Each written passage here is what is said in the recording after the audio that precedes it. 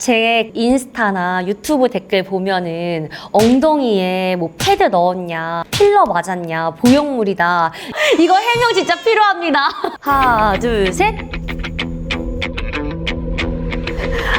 팀. 안녕하세요. 네, 오늘은 제가 가장 많이 듣는 엉덩이 관련된 질문 베스트 10을 준비해 보았습니다. 자, 질문 주세요. 와, 이 질문을 제가 진짜 많이 듣는데요. 저는 선천적으로 엉덩이가 막 이렇게 예쁘게 타고났다기보다는 하체 비만의 체형이었어요. 그래서 대학생 때 항상 큰 후드티에 레깅스를 입으면은 그 하체 부분이 부각되는 걸 좀 가릴 수 있는 거예요. 그래서 처음에는 엉덩이가 타고났다기보다는 하체 비만, 하체 쪽에 좀 살이 많은 케이스였는데 이제 우연히 피트니스 대회 관련한 정보들을 알게 되었고 피트니스 대회에 나가기로 결심을 하면서부터 엉덩이 운동은 물론 다른 운동들도 하면서 엉덩이를 만든 케이스입니다. 처음에 가지고 있는 사이즈에 대한 부분이 좋다면은 어느 정도 빠른 효과는 볼 수 있겠지만 사실 완전히 마른 사람이라든지 태생적으로 골반이 좁은 케이스라든지 이런 분들은 영양에 대한 부분들도 투자를 해주셔야 되고 기간에 대한 부분도 좀 오랜 기간 잡고 꾸준히 운동하는 것이 가장 좋다고 할 수 있습니다.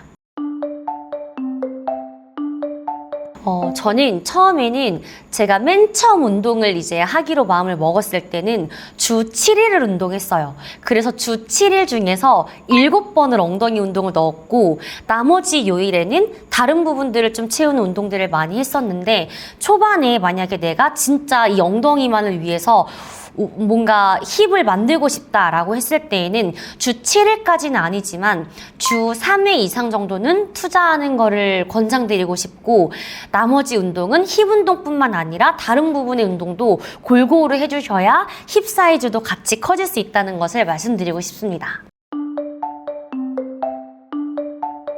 그런 것 같아요. 돈을 주고 만들 수도 있겠지만 사실 내가 진짜 노력을 해서 얻은 그 결과물과 쉽게 얻은 결과물의 만족도는 분명히 다를 거라고 생각을 하거든요.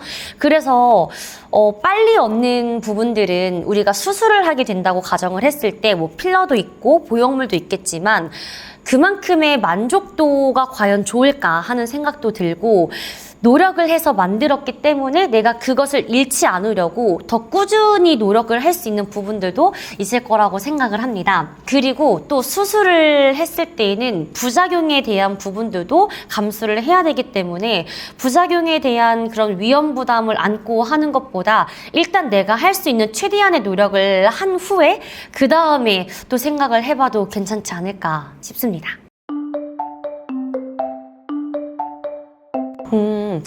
제가 처음에 그 운동을 했을 때는 주 7일을 운동을 했다고 말씀드렸잖아요. 주 7일 동안 힙업 운동을 빠지지 않고 진짜 빡세게 운동을 했었거든요. 그때 당시 만들어 놨었던 부분들이 있다 보니까 사실 지금은 막 엄청 빨리 근육이 빠지지도 않고 엄청 막 힙이 빨리 처지지도 않는 것 같은데 뭔가 힙이 좀 처졌을 때는 약간 웨이트를 또 추가하기도 하고 내가 만약에 힙 운동을 따로 웨이트를 하러 가지 못하는 날이 있을 때에는 집에서 매트 운동이나 필라테스를 같이 꼭 병행을 하는 편이긴 한데 최소 주 1, 2회 정도는 하는 것 같습니다. 그리고 이전처럼 매일매일 꼭 힙 운동을 하고 있진 않지만 그래도 주기적으로 바디 체크처럼 힙 체크를 하고 있는 편입니다. 일반인들이 가장 많이 물어보는 질문 중에 하나이기도 한데요. 어떤 운동이 좋다, 나쁘다를 판단할 수는 없겠지만 분명히 내가 시간이 되고 좀 투자를 할 수 있다면은 헬스장에 가서 무게를 드는 운동도 꼭 필요하고 아니면 내가 정말 시간이 없다, 집에서밖에 운동을 할 수가 없다 이런 부분을 고려했을 때에는 집에서라도 가벼운 필라테스나 홈트레이닝이나 적당한 웨이트를 들 수 있는 운동도 저는 둘 다 권장을 드리고 있습니다. 저는 개인적으로 런지를 좋아하는 편이긴 한데 런지 동작을 너무 좋아하다 보니 다른 운동들에 대한 편식이 생기는 거예요. 그래서 세 가지 운동뿐만 아니라 다른 운동도 다 골고루 해주는 것이 가장 좋은데 만약에 꼭 한 가지를 뽑으라고 한다면은 저는 런지를 뽑을 것 같긴 하거든요. 하지만 이 힙 운동에 대해서도 내가 좀 더 디테일하게 들어가고 싶다면은 어떤 사람한테는 런지 운동이 효과적일 수도 있고 어떤 사람한테는 힙 스러스트가 또 효과적일 수도 있거든요. 체형에 대한 부분들을 고려를 하면서 힙 운동을 하면은 더 좋습니다.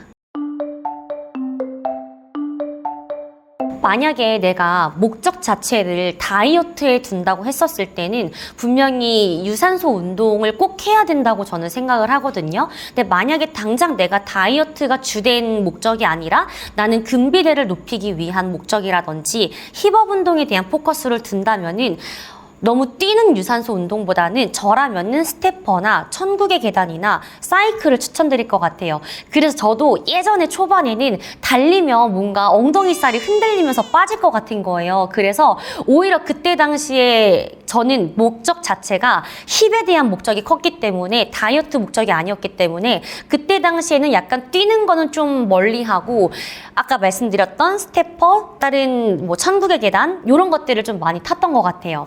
그래서 내가 목적 자체를 다이어트에 둘 것이냐 아니면은 힙업 운동에 대한 부분으로 둘 것이냐에 따라서 조금 비율을 나눠서 가져가는 게 좋을 것 같은데 내가 만약에 기초 체력도 같이 높이고 싶다라고 했을 때는 적당한 유산소, 달리기 운동은 꼭 추천드리는 편이에요. 제 그 인스타나 유튜브 댓글 보면은 엉덩이에 뭐 패드 넣었냐, 뭐 뽕 꼈냐, 필러 맞았냐, 보형물이다 이런 얘기들이 진짜 많은데 사실 저도 이전에 그 필러 전문 병원에서 협찬 제안이 들어왔었던 적이 있었어요. 굉장히 오래전이긴 하지만 그때 당시 이미지 사용료도 준다고 하고 또 필러까지 맞게 해준다고 하니까 사실 거절할 이유가 없는 거예요, 당시에는. 그래서 그때 당시 좀 고민을 했었는데 제가 이제 만약에 필러를 맞게 되면은 이전만큼의 저는 운동을 할 것 같지 않고 또 부작용에 대한 부분도 고려를 해야 되다 보니까 저는 그 유혹을 선택하지 않았습니다. 하지만 전혀 후회가 없습니다. 그럼 제가 확인해 봐도 돼요, 선생님? 들어오세요. 들어오세요. 이거 해명 진짜 필요합니다. 가겠습니다. 하나, 둘, 셋. 안 했습니다. 진짜 이거 해명해야 됩니다. 제 거예요. 하은팀